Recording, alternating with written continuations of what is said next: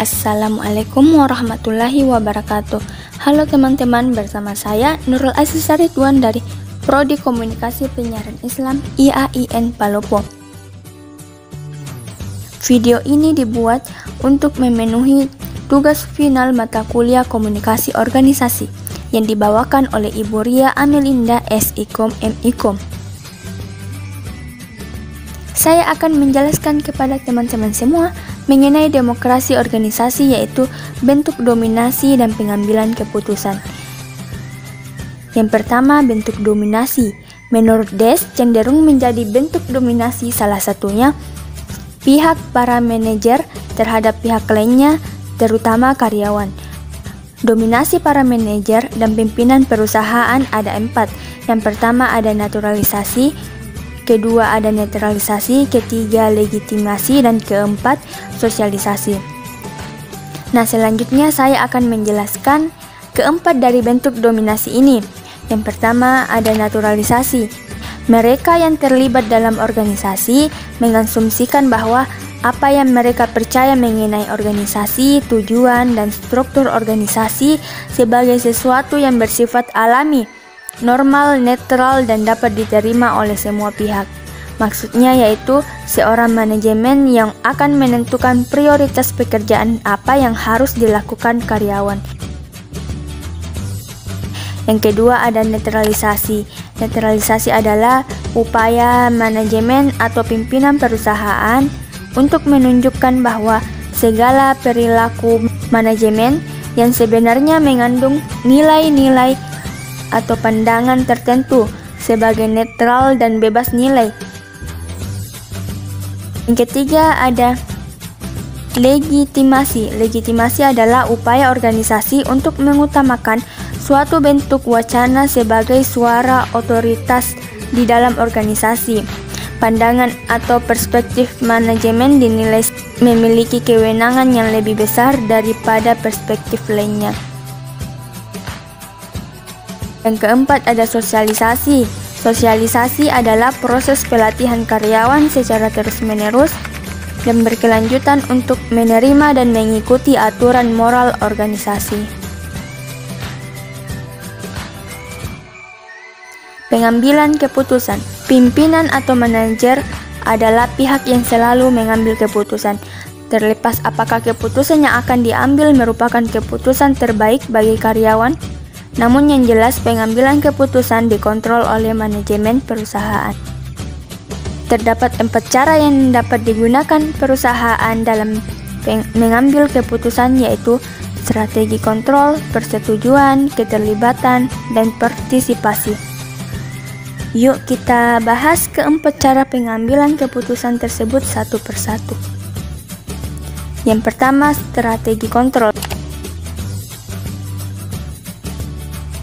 Strategi kontrol didefinisikan sebagai tindakan manajerial secara terbuka untuk menerapkan kontrol secara luas. Berbagai bentuk strategi kontrol pada sistem komunikasi organisasi atau perusahaan pada dasarnya menghambat suara atau pandangan karyawan atau anggota organisasi dalam mengatur pekerjaannya, dan keinginan untuk melakukan kontrol bahkan melebihi keinginan untuk meningkatkan kinerja perusahaan. Dua ada persetujuan. Persetujuan sukarela adalah keinginan dari anggota organisasi untuk setia atau loyal terhadap kontrol atau pengawasan yang bersifat tertutup. Maksud dari tertutup di sini adalah sesuatu yang tidak diketahui atau tidak disadari karyawan. Karyawan melakukan pekerjaan dengan berpedoman pada aturan yang sudah baku dan sering dinilai sebagai sesuatu yang sudah benar atau sudah sesuai dengan akal sehat, sehingga diterima begitu saja tanpa perlu bertanya lagi. Yang ketiga ada keterlibatan. Organisasi atau perusahaan mulai memasuki tahap demokrasi dari tahap sebelumnya yang otoriter. Perusahaan berada dalam situasi di mana pengambilan keputusan tidak lagi dilakukan di balik pintu tertutup, tetapi melalui diskusi terbuka di mana semua pihak memiliki peluang untuk menyatakan pandangannya.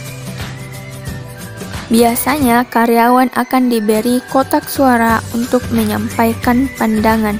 Akan tetapi, banyak perusahaan yang melakukan hal ini hanya untuk mendengarkan keluh kesah karyawan. Pandangan yang mereka sampaikan tidak akan dimasukkan dalam keputusan akhir, karena keputusan akhir akan sepenuhnya ditangani oleh pimpinan perusahaan. Yang keempat, partisipasi.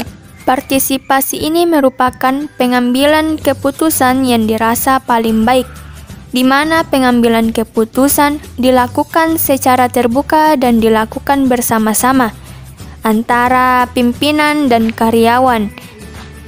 Mereka akan saling terlibat dan setiap usul akan diterima dan dipertimbangkan sebagai hasil keputusan akhir.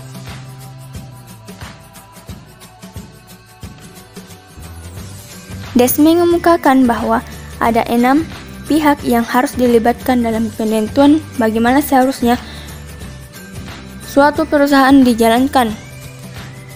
Keenam kelompok tersebut adalah yang pertama ada pemegang saham, yang kedua karyawan, yang ketiga konsumen, keempat pemasok, kelima komunitas, dan keenam masyarakat luas. Pertanyaannya, mengapa mereka harus dilibatkan? Yang pertama, pemegang saham, yaitu kelompok yang menginginkan adanya jaminan atau kepastian terhadap modal yang mereka tanamkan pada perusahaan dan adanya hasil investasi yang menarik. Yang kedua, karyawan kelompok. Karyawan kelompok yang menginginkan penghasilan yang mencukupi, lingkungan kerja yang aman, kebanggaan terhadap pekerjaan, adanya karir serta tersedia waktu bagi keluarga mereka. Yang ketiga, konsumen. Halayak yang membeli dan menggunakan produk yang dihasilkan perusahaan. Mereka menginginkan produk yang berkualitas dan harga yang wajar. Yang keempat, pemasok. Pemasok yang menginginkan permintaan yang stabil bagi hasil produksi mereka dan pembayaran yang tepat waktu. Yang kelima yaitu komunitas. Komunitas yaitu masyarakat di sekitar perusahaan yang menginginkan adanya peluang usaha dan peluang kerja dari perusahaan serta kepedulian perusahaan terhadap pelestarian lingkungan di sekitar perusahaan. Yang keenam, masyarakat luas yang menginginkan perusahaan yang peduli pada lingkungan, stabilitas, dan pertumbuhan ekonomi. Semoga bermanfaat. Wassalamualaikum warahmatullahi wabarakatuh.